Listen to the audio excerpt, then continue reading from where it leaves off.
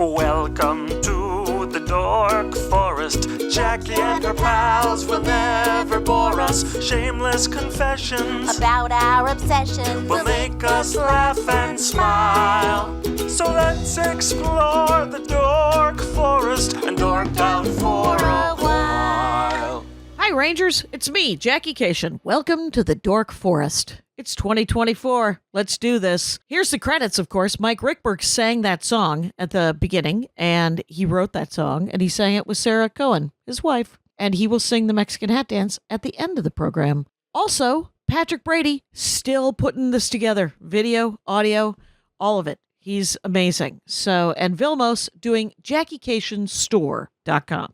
Squarespace is doing the regular Jackie Kashian page, and I'm thinking of moving the Dork Forest and dorkforest.com away from WordPress because it's driving me nuts. But those are the credits. But if you go to JackieKashian.com, you can get Dork Forest merch. You can get my stand-up merch. You can get my stand-up CDs and DVDs, which you'd have to have devices for those. You can also see videos and find out any number of things. I have another podcast called The Jackie and Laurie Show, but the Dork Forest is the flagship. 18th year. We're doing it, you guys. You can go to my Bandcamp or my YouTube for extra content. Please donate, is what I'm saying. It's 2024, and I think we've been in this long enough. Why don't you guys, everybody send me $100? That's what I'd like you to do. You can PayPal me. There's links all over the pages. You can Venmo me at Jackie Kashian. You can find me at a stand-up show and hand me a sweaty wad of 20s. Do something. But I love doing the show. I would love to make some money, is what I'd like to do. In other news, I'm sure there's more things that I should talk about, but I can't think of them.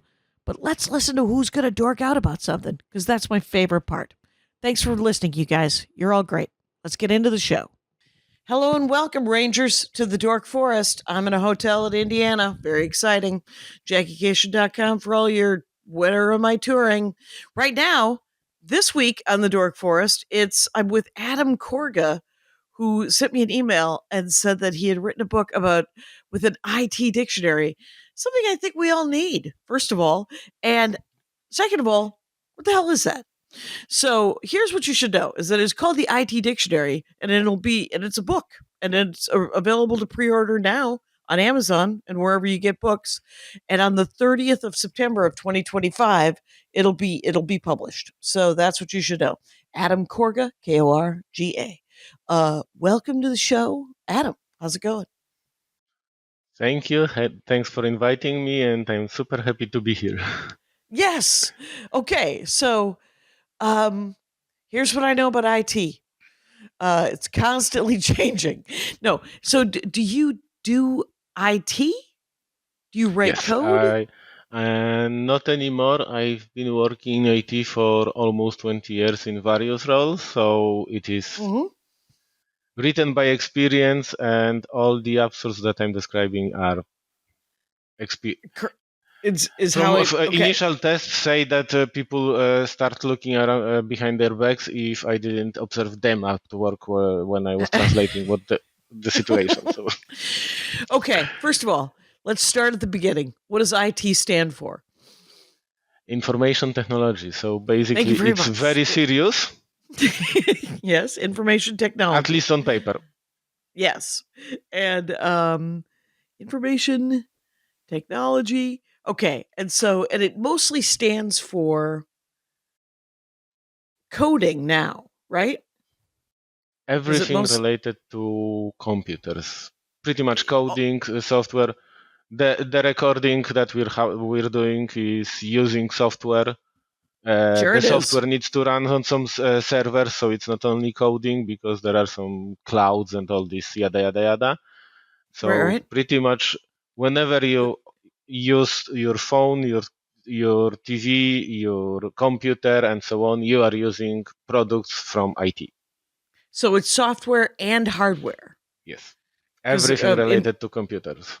Okay, so information technology. All right. So if you do coding or have that coding knowledge that and now you've written the book, do you also do like network support, or is that a separate job?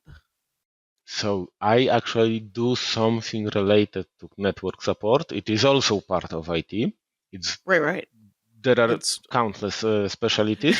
right. I'm personally doing something related to networks and Okay. clouds and yada yada yada.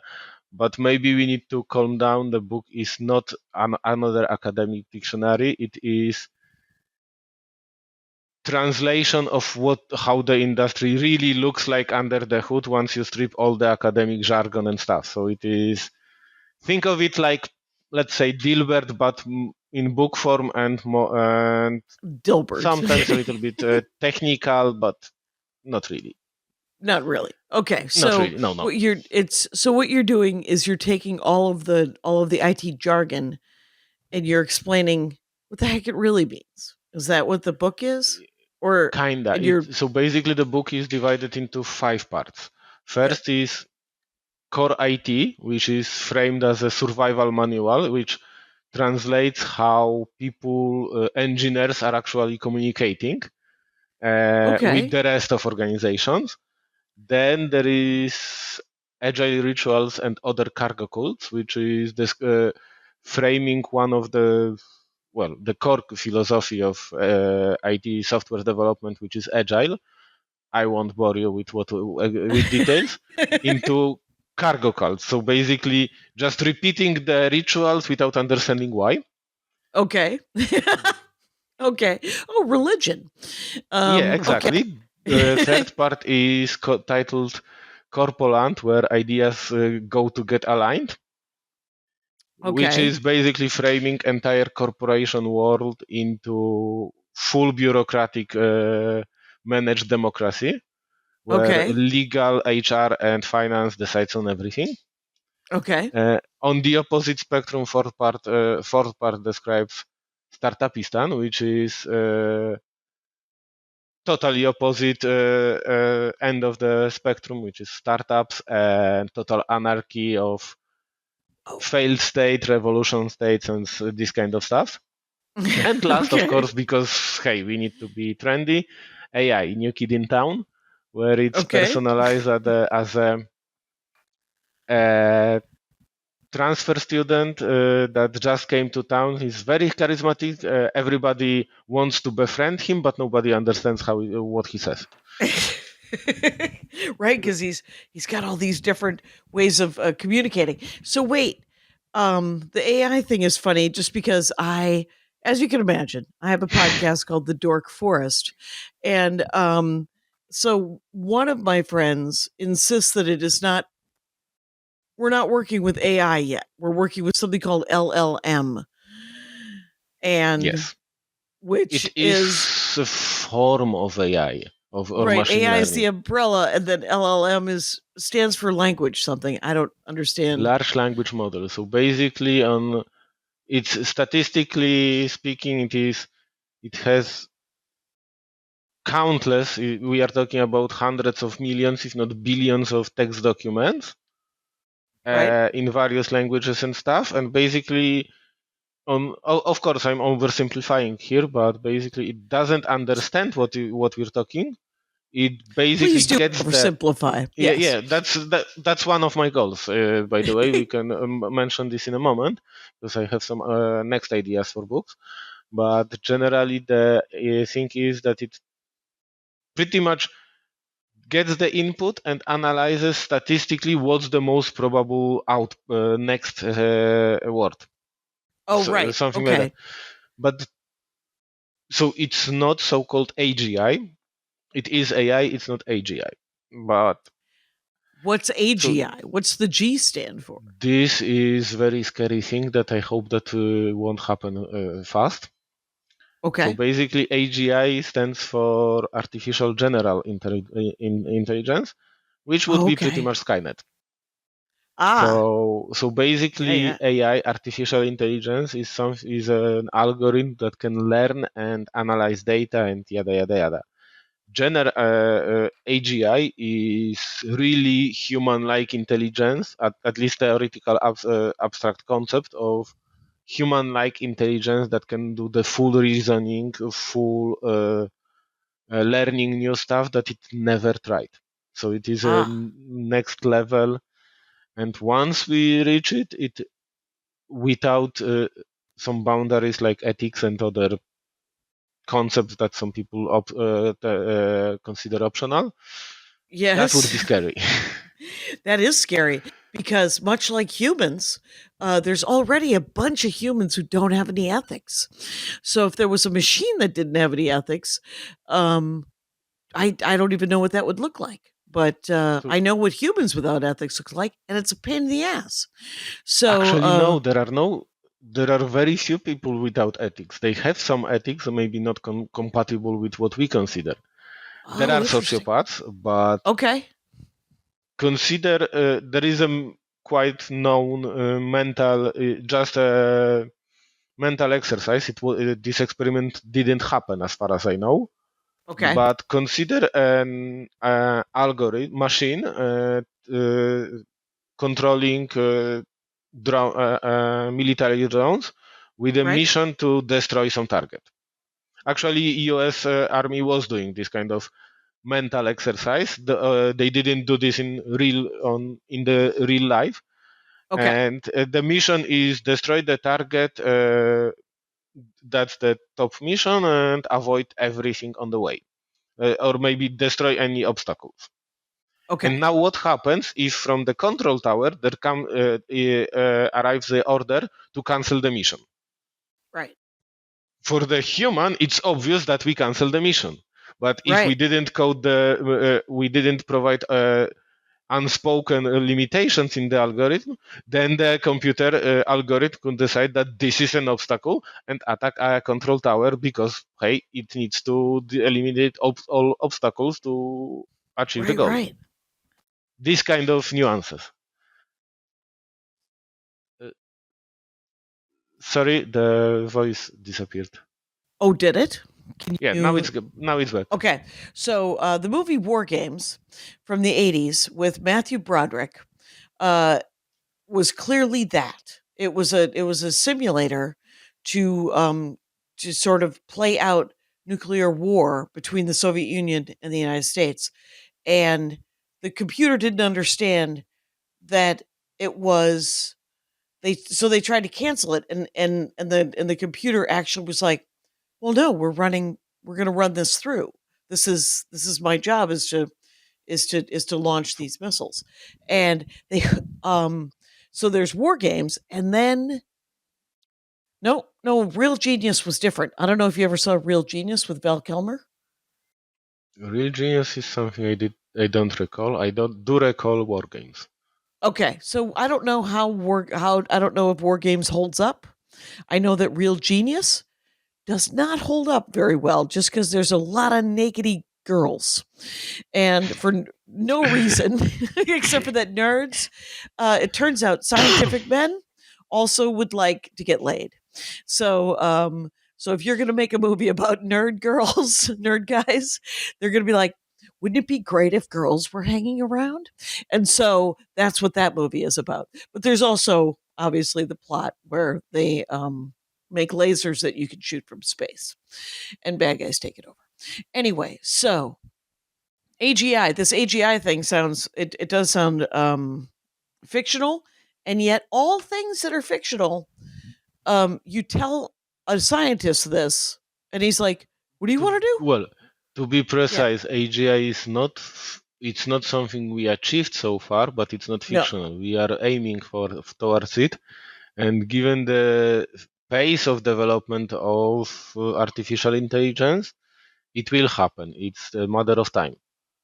okay, yeah, it's The only thing that I hope, and it's actually mentioned in the book, is that there will be some ethical committees that will really standardize this kind of implicit assumptions, because otherwise it can be fun. There are a lot of nuances or fictional sci-fi stories yeah, describing what could happen if we don't put some restraints on the AGI. right, right, because it's. I mean, I think with all science, there's always some ethical question, but with coding, okay, so let's start from the beginning.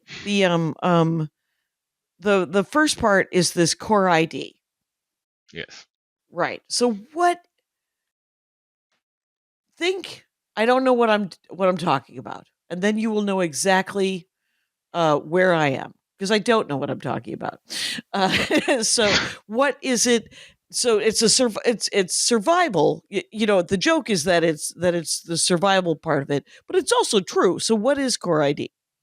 Okay, so maybe before I answer, maybe I will Yeah. give a small backstory how I came up with this, and this will Okay. already set up stage. So basically, I was dating some girl that was working in a legal department in a company, and she had contact with people from IT, and I decided to come up with and that's also the source of the origin of the title, with a dictionary of some terms that people, engineers can use Okay. to pretty much say that the user is an idiot in a way that user wouldn't understand that he is being ridiculed. Sure. So there are, or how to say that they are pretending to do work, sound smart, but basically saying we have no idea what we're doing.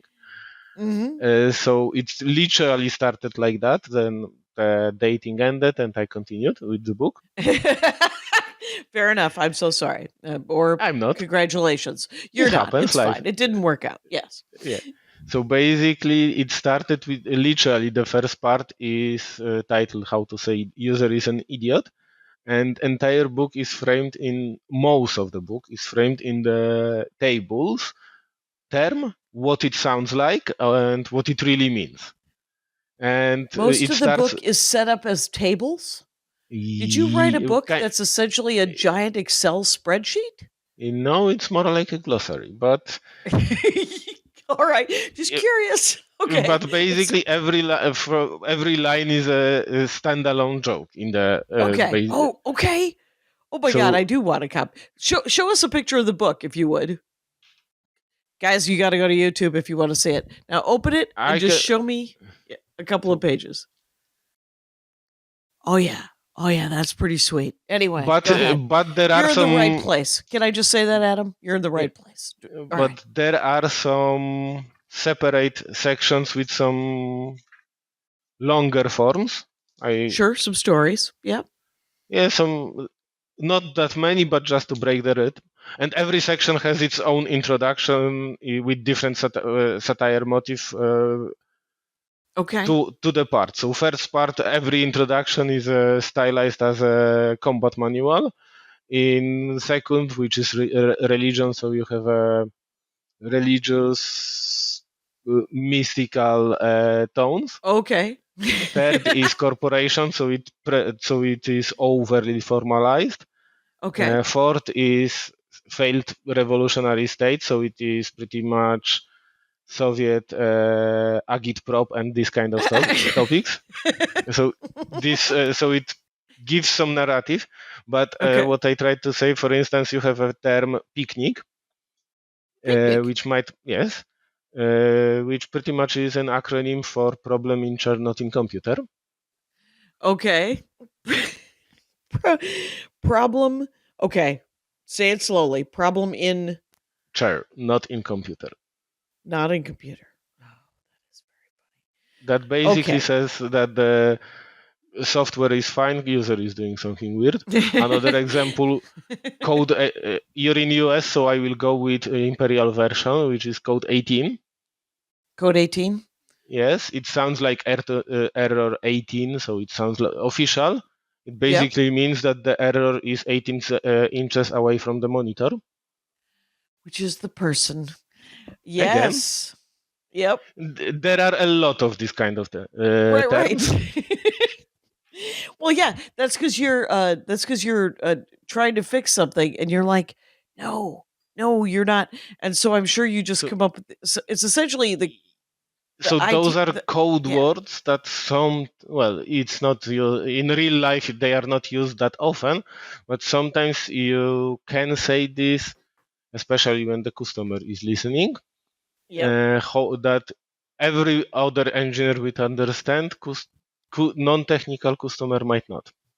Right. It's But just then there a is joke also within the group, and then every industry has something like that.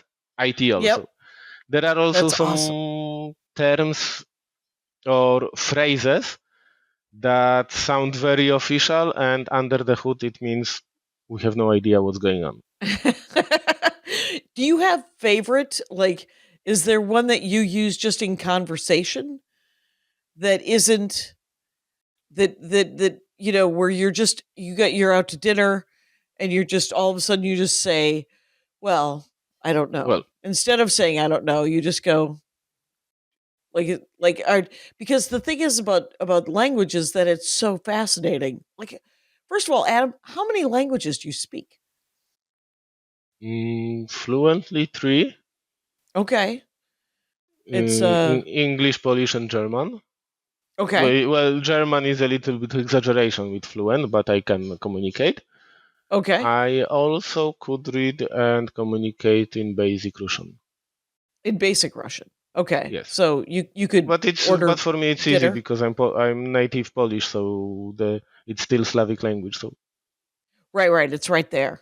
And sadly. Okay. It is also well, right fucking there. it's Anyways. still Slavic language. So linguistically speaking, it's Oh, it's doable. close? Let's say. Okay. Yeah. Oh, fair enough. So when you're at dinner and you and there is there slang just from this part? I'm sure there might be from the other chapters or from the other versions.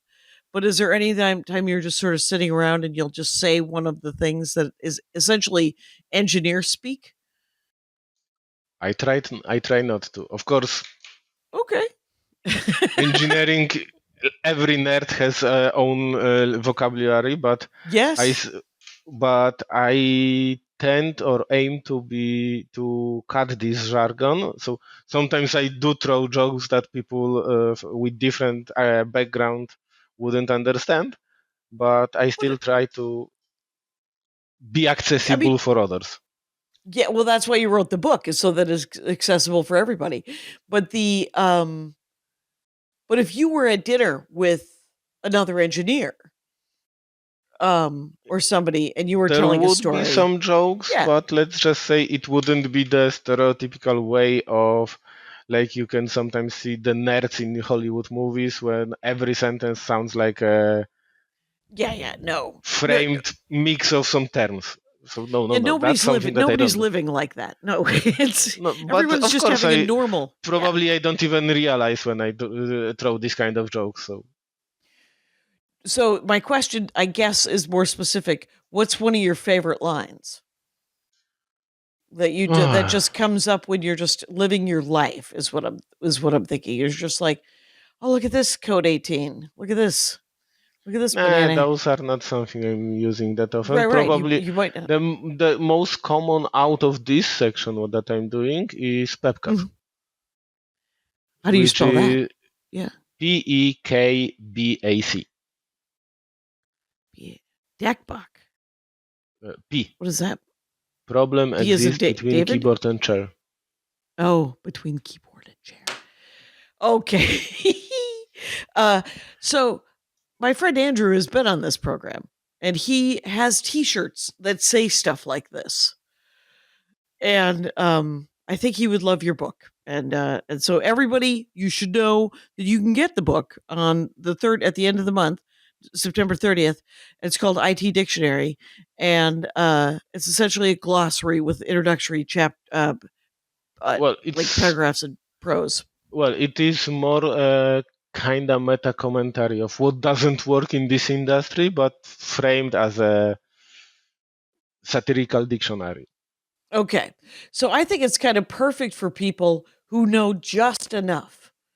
Like the people who are dipped like you would be like, yes. But the people who want to get that joke of the one more level of So like because you have I the really job. tried to make it accessible, so people who have Yeah. any experience, any contact, or even from corporate enterprise world or corporations, startups, or any at even once used some AI, It's enough to understand, of course, not everything, but most of the joke inside, and Right. also sometimes maybe partially understand why again software doesn't work like people expect. Why does software like people expect it? Yeah, so that's interesting topic. That's all. Now we're entering really darkness area. Just a little bit of real world. We'll come back. Yeah. Do So you the have a trick is, theory why software doesn't work like we expect it to? yeah, because it's too complex, and Okay. sometimes it's not possible to come up how people would abuse the system. Not use, Oh, abuse. It's okay. just as somebody, I never remember who said it, but I really like this quote, that software engineering is a constant race between engineers trying to design better and more idiot-proof software, and the universe that delivers better and better idiots. So far, universe is winning. Yes. So, I think that could be applied to any number of industries. but Um I love maybe fun fact to give you illustration how complex software really is. You know the Apollo 16 landing on the moon and so on. Yep. So there was a space shuttle which had computer on board.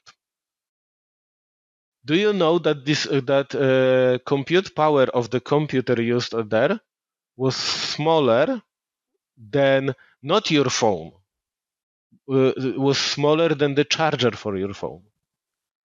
Oh, Yes. like was less complicated or Had less. small had slower CPU and less memory than the charger for your smartphone. Yes. So this charger brick Yes. is what's all Has right. I'm not. faster We're CPU and memory, most likely faster CPU and memory than entire compute on Apollo 16 that the landed on on the the moon. Apollo 16 that landed on the moon. Here's okay. I have two questions. One is this has a computer chip in it. I did not Yes. know that this charger has a computer chip in it. I thought for Yes, some pretty reason it much was just a everything does. battery. No. Almost everything does. It does it have a computer chip in it because it has to communicate with the phone just to tell it Basically, to charge? all those fast charging, yada yada, chargers with fast charging. Do they have that fast charging compatible with your phone and blah blah blah? And the car, So, yeah, the no phones also have different just standards for phones. fast charging. So Okay. just to control the energy flow, there is a small Oh, microchip that decides when to cut off the energy, how much, of course there what is. voltage should be there, and so on. That's a chip that is in the phone, in the charger. And that is more complicated and Yes. faster and It's maybe the algorithm itself is not more complicated, but the compute power of the this microchip is bigger. It is so faster and has more memory. so does that mean like what were they using the computer? This is a very basic question that I'm sure I will be what were they using the computer for to fly the ship? Because that it was the landing vehicle, right? Is that what you're talking about, or No, any of it? Probably. basically everything from the starting the rocket. Okay, the rocket is a little bit more complex, but yeah, from starting the rocket, controlling the entire engine operations, when to drop the booster rockets, Oh, then right, how right. when to modify the flight trajectory between Earth and Moon, then landing itself. That was all the That was data was computer controlled. that was all computer controlled. So It's our it's not like pilots, Neil Armstrong had a joystick and had right, right. was flying. No, Why am I? no, no, Why no. am It's I? not like that. No, It was it was computerized. it was all computerized. But I With, mean, of I course, get some that. option to interrupt and stuff, but yes, it was most of the flight control was computer. So we didn't actually have to send any people. No, we did. Well, the Right. first landing, as far as I recall, was without people. So yeah, we didn't. It's true, but not the moon landing. The moon landing, they. Oh wait, but they did send things. You know what I've got? Not enough information, Adam. That's what I've got. I don't remember the Yeah. history of the space conquest, but I But think the first landing on the moon was with human. But I don't quote me on that. no. Like they might have just sent like not a rover, but like a machine with a camera, and then they sent people. We may never know. That's a different episode of the Dork Forest. Let's continue with the what's the cargo? What was that one? Cargo cult. Yeah. Okay, so cargo cult is not my invention. It's a historical reference. You can Google that. So basically, Okay. it is a reference to I don't remember where, somewhere in Indonesia, I think, but I'm not sure. Primal tribes during World War II, Okay. U.S. Army, Navy, whatever. I always confuse those. Okay. They were dropping some supplies to them from the airplanes just to buy their loyalty. Right. In hopes that in case something happens, they would work together.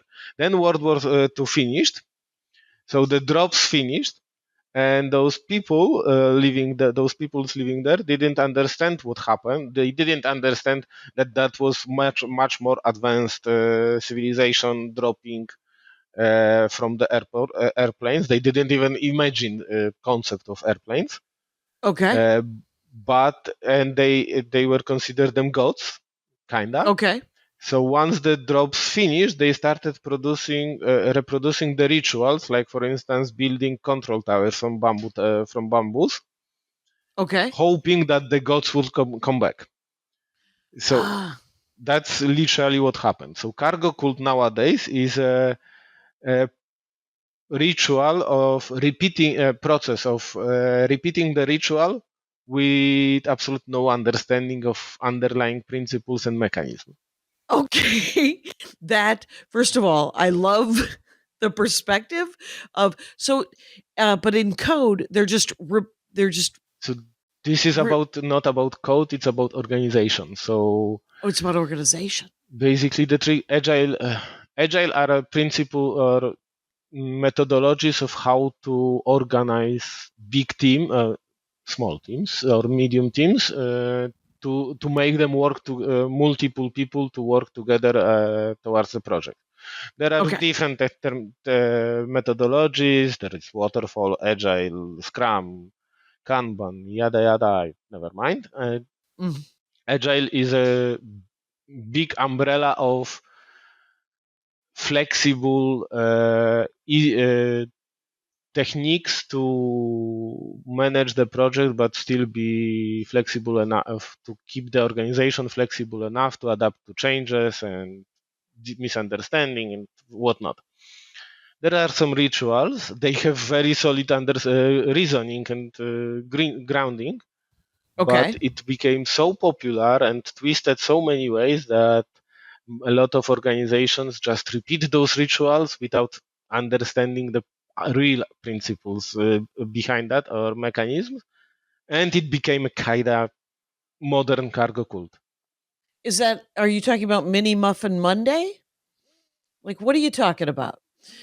So, for instance, the daily stand-up. There is a concept that entire team spends 15 minutes to exchange updates, which generally comes down to answering what I did yesterday, what I'm planning to do today, and what obstacles do I have. Or blockers. That's on high level. But if we go into it should be 15 minutes and I need to answer those 3 questions, then it is a ritual. It doesn't bring a value. Everybody else will just pretend that they are listening and just counting time until they can give their own answers to 3 questions and hey, let's go back. It's no longer a tool for meeting to synchronize within the team to move forward. It's just a ritual that needs to be repeated. Right. It's just essentially just checking in, but there's no point and purpose to it Exactly. That's when everybody could just be spending. I mean, if there's 6 people, that's an hour and a half. yep. Essentially, you just cut into the workday. No, You could go. usually it is at the beginning of the day, so it's kinda come to the office or start working if you're on remote. Right. Check your email, check Reddit, Right. drink coffee, then have stand up, and then start pretending that you're working. Right, exactly. And nobody's working more than 6 hours a day anyway, so I guess it doesn't really matter. I think But it statistically 6 hours in IT. Sorry for interrupting, but I think statistics suggest that if in IT, if somebody works 6 hours, really works 6 hours a day, he's yeah. probably already overworked and burning out.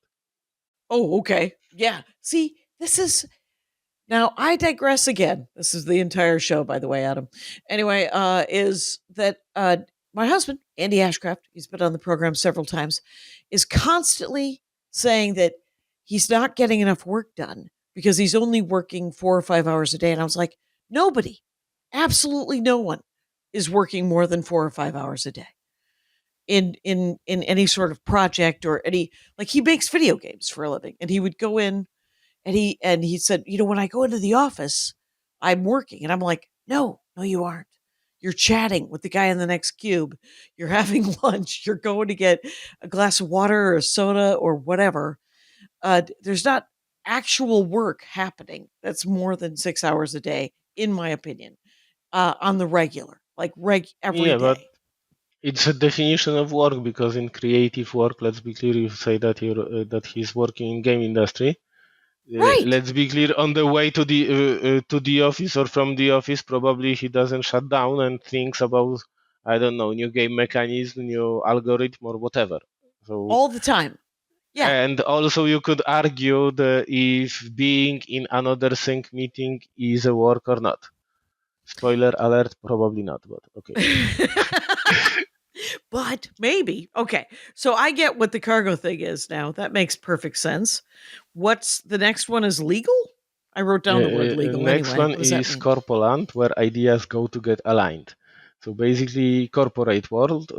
So we are talking about the organization, big organizations like, to name a few, Microsoft, Amazon, Google, and so on, where Okay. you have hundreds or thousands or tens of thousands of people that quite often work on the same project, and they need to be synchronized, and everything needs to be protected from legal perspective, and you need to maintain it from, in Europe there is a GDPR of, something that every IT specialist is afraid of.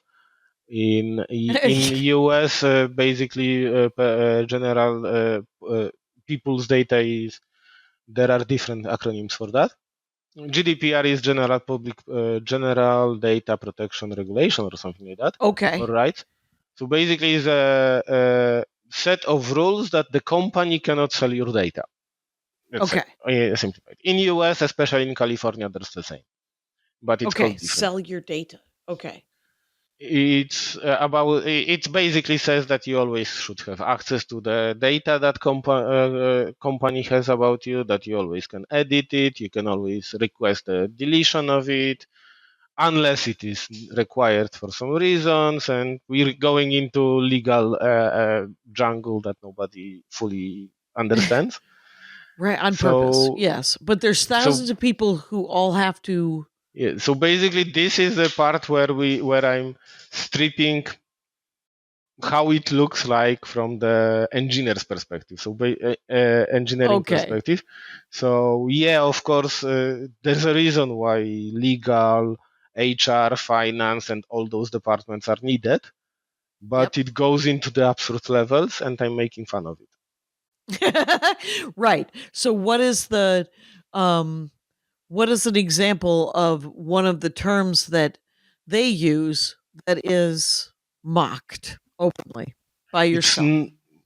not maybe not a term, but basically finance saying we need to be financial savvy, which Okay. basically means that no, you cannot have a new mouse pad, but the management offshore will still happen in Dubai. You're right. Right. Okay. So it is the disconnect of no, I seriously need a new laptop, and you're like, well, we're buying a jet instead. Exactly, something like that. Okay. Yeah. Okay. Or maybe a little bit more technical. There is a very wise, by the way, least privilege principle in security. So basically, people who should have only access to what they really need to do the job. Yep. It's not like interns could have access to financial data of organizations, but it's quite often brought to the extreme. So my translation of least privilege principle from security perspective is: if you can do your job, we failed at hours. Okay. Yeah. Because quite often the privileges go way too far with restricting, and it slows down. Right. Right. It's just as far as your charisma and your charm can take you to some extent, and if you have access. Well, Okay. I am theoretically, in a corporation, all the charm and charisma should be eliminated, so that Yep. there are processes and procedures for that. But when Right. you follow processes and procedures, you end up with stagnating everything. And Right. If nobody's massaging those procedures, then sometimes not nothing gets done, but everything kind of slows well, down the unless you can subtitle kind for of this part is that where ideas go to get aligned. So nothing is done, but nothing is really done, but everybody is aligned. everybody's aligned. Great. We're not doing anything. Nobody's planting any corn, but other than that, the things are happening. Okay, so the next one is the anarchy of startups. Yes, so It's basically that's where we go into charisma and pivots. okay, So personality driven. on one hand, I'm making fun of, let's say, C-level everybody. That typical startup is structure is shaped like an umbrella because you have Okay, 11 people and 10 of them are C-level managers. right. Uh, And I even have entire chapter with proposals for the more C-level positions. But uh before you ask, my favorite was CESA, so Chief Emotional Support Coordinator, which basically would be a founder's dog. Oh, the founder's dog. Yeah, Just because why not? In startups, that's enough to be a C-level. just we're bringing the dog to the giant open. Like it's so Yes, weird with startups where they're like, no, it's gonna be fun, except for that yeah. it's 90 hours a week, and everybody is their brain is. Did you E- ever see Free Guy? yeah. It's a movie with the Daredevil We, guy, the Deadpool guy. Um, e, Free Guy. Deadpool? Yeah, It's Deadpool. about Yeah. Yeah, the one when the guy worked in the gaming company and right. suddenly ended up in the game. Yep. It's Yeah, yeah. There's I watched. It was quite funny actually. yeah. It's very sweet and very. But it was there's always that when the first time they introduced the PlayStation, probably 20. Sorry. What the espresso Oh, machine now it's good. is. Yep. Okay. It's like here's where the espresso machine is, and here's and then and it was PlayStation, so it was sort of both. They kept the ritual of having like free candy and soda and all these things, but they didn't know why they did it because they were just it was just there. Where they're like, yes, you can Yeah, have individual potato chips, but you have to work like all hustle of these culture. Yeah. hours. So Yeah. it really happens. I can tell you some more serious stories about that, but it's more about just coming up, hoping that that we'll build the next big thing, and because we're running out of funds, then we need to, or nobody is interested with what we're building, we will pivot. So basically, suddenly we'll build something totally else, and so on. But Yeah. again, this kind of creative freedom is needed to be Yep. creative for vision and stuff. But in many cases, I've seen too often that it goes into absurds and extremes. And one of Right. the core messages that I'm trying to say is that every extreme is bad. So it doesn't matter if we go in extreme formalism of corporation or extreme anarchy of startup, both are bad, but despite the fact that both have their positives, we just need to balance it. So Right. It just means that, I mean, the problem with some of this stuff is that they're just going through the motions, yep. because like you said, they haven't thought why is it nice to have free coffee? Why is it nice to, why is it nice to have, they're like, oh, we're just doing this because it worked 9 companies ago and No, that that's company actually made, no? those free coffees, free gaming rooms and stuff. This actually makes sense. And that's easy Sure. to explain because if you don't have free coffee, then people will spend time to go to buy the coffee Right. and then they stop working. And if you Yes. have the coffee in the office, then they, even if they want have a 5 minute break to go to grab a coffee, they will still meet somebody from the organization and talk about something kind of work related. And there is a moral aspect and stuff, so it does make sense. Right. It makes sense, but the reason they did it initially was because the people that invented the wheel did it. And they're like, "Oh, they invented the wheel and they had time. And they cut out, hey, I'm going to walk down the block and smoke a cigarette Hmm. and get a cup of coffee." You're like, "Well, here is a porch where you can smoke a cigarette and here's a coffee machine." And so they're not necessarily doing it for, what I like is, I like a company that does it kind of for altruistic reasons because they know that it's good for the psychological part of the team. They're just like, they're not just doing it because, well, we're going to make sure that you don't ever have to leave your cubicle, or this floor. And but like, I went to Nintendo in um in Seattle or whatever, and they have a cafeteria where the food is like almost free, if not, if I mean, it might be free for the people who work there. The woman who Hmm. showed me around, she just swiped her card and we both had lunch. So, but I think it's the reason they do it is because it's, then you're still on campus, you're still in the building, and then you can get back to work faster. But I like the idea. I like the idea that they did it because lunch should be free. I don't know. Uh, Sorry for That breaking the belief, but in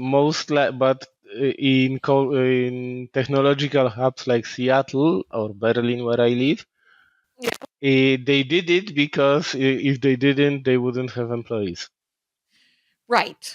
So, You've ruined my belief in but Nintendo. No, but to you're right. certain extent, it's always good if they give something that motivates to lead a healthy life. So Yeah, let's think that never mind the motivations. If the outcome is good, then it's already positive. right.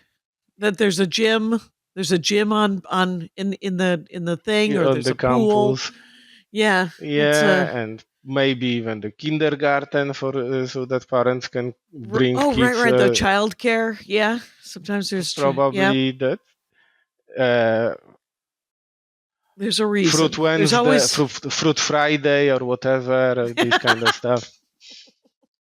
I want there to be a Fruit Friday. I'm now introducing Fruit Friday into stand up comedian.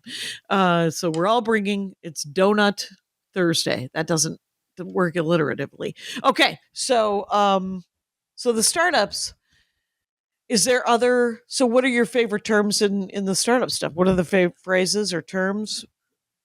Uh, I mean, I think we might have covered it just because it is well, funny. the Yeah. maybe in terms of pivots, There is, I think I did something like B2B, B2C, B2B2C.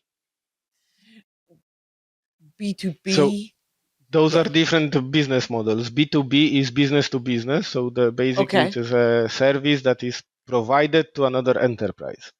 Then there Okay. can be B2C, which is a service that is provided to end users. Like Okay. for instance, Gmail is a B2C. Okay. That makes sense. B2B would be a company selling, I don't know, CRM software.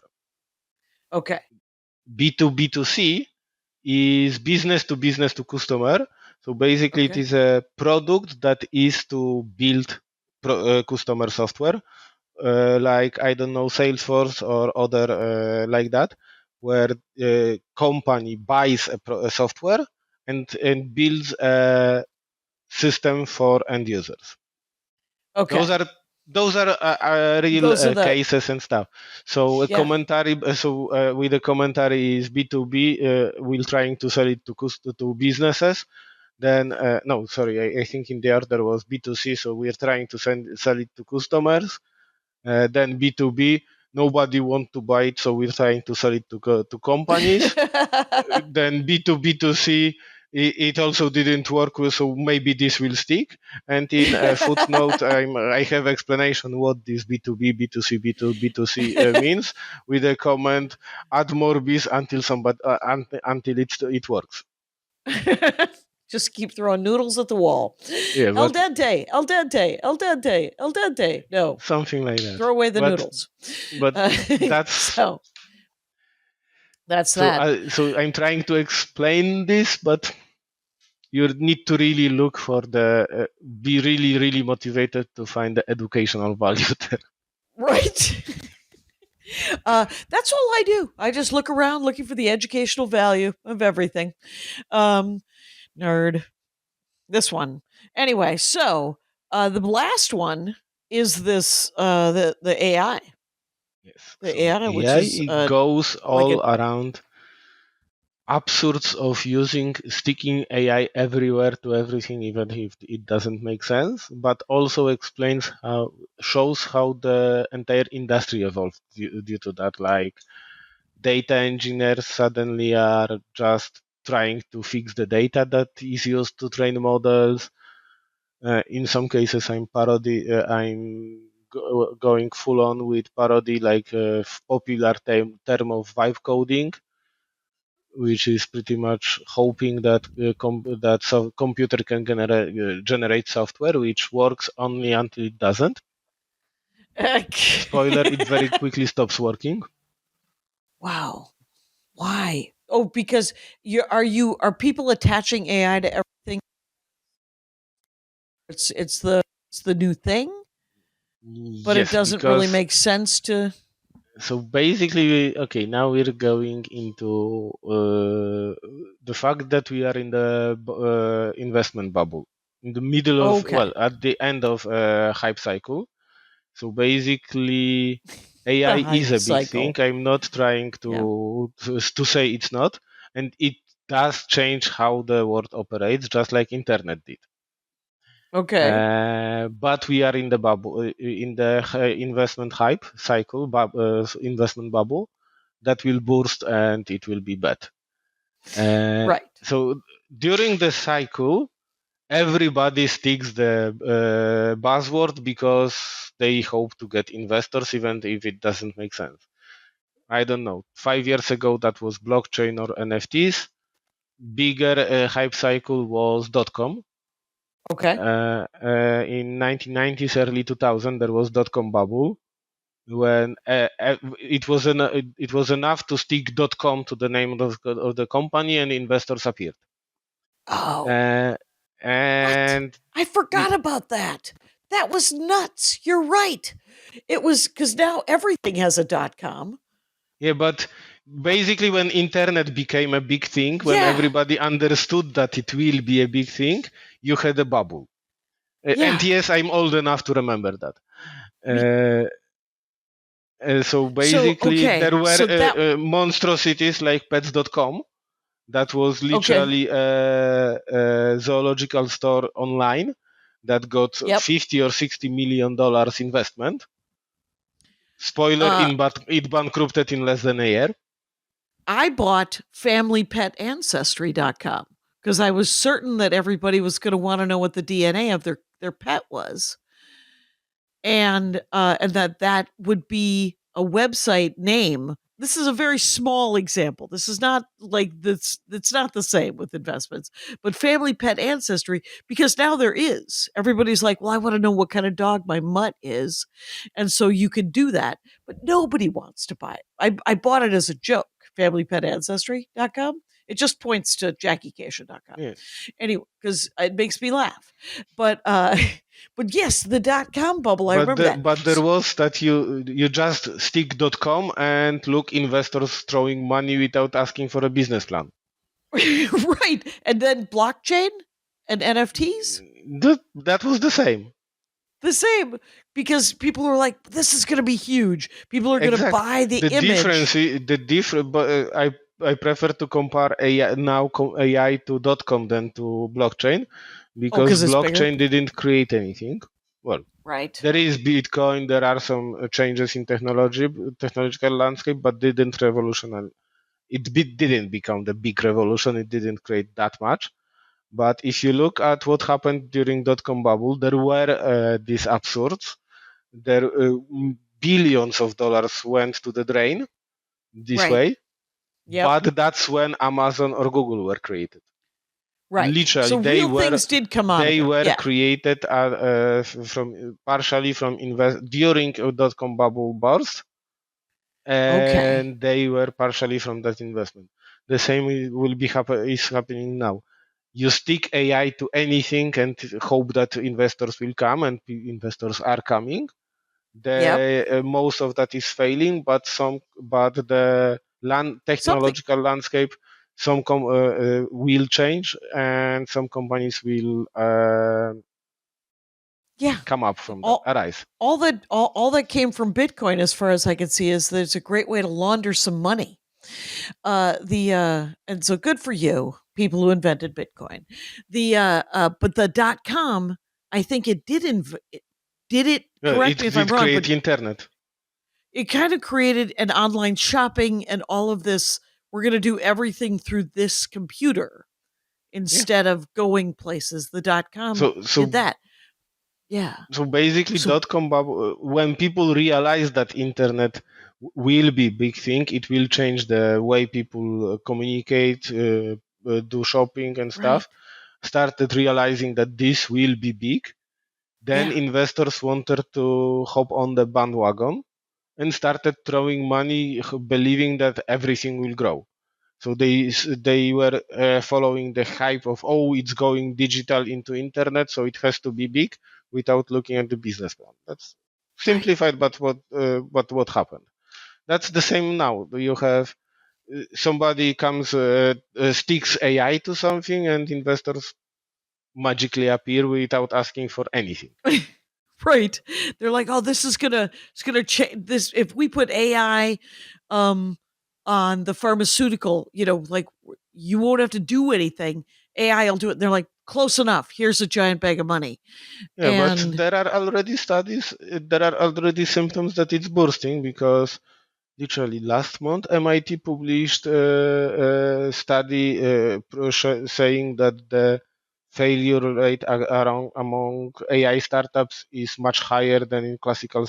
It's not that every startup in the classical startups there are successes all the time, but if in regular startups the failure rate was around 80%, I think, then among AI startups it's above 95%. Wow. Then that was study from MIT, so it's not something that I'm coming up with. Right. So it's real, and the crazy thing is, I mean, that makes sense. Like, so whatever the next anarchic, introduction into the world, where who knows, it could be, I don't know. I don't know what it is. Me either. The sentence went away at the end of it. We can't speculate until it is invented, and then everyone throws money at it. I think it might be Dubai chocolate. What do you think about that? Nah, that's in just a Dubai. trend. That's It is just a such trend. it is a $17 chocolate that has pistachios in it, and it's not enough. Don't do it. Don't fall for Dubai chocolate is what I'm telling the Dork Forest. Adam, let me just tell people real quick. I've been talking with Adam Korga. It has been almost an hour, just so you know. And it's at Adam Korga _author on Instagram. And there's an adamkorga.com. And the name of the book is IT Dictionary. And you can pre-order it now off of Amazon or wherever you get books. And on the 30th of September, it will drop and be available everywhere you buy books. So notice a copy. So if you're on the YouTube and you can see the copy, it's hardcover, you guys. So it's real. Yeah. Anyway. There's also paperback. Oh, it's also available in paperback. Both are coming out immediately. So get in on it because I hate traveling with hardcover. So is what I'm saying. Adam, thank you so much for this is ridiculous and hilarious. Congratulations. Thank you. And thank you for having me. You're welcome.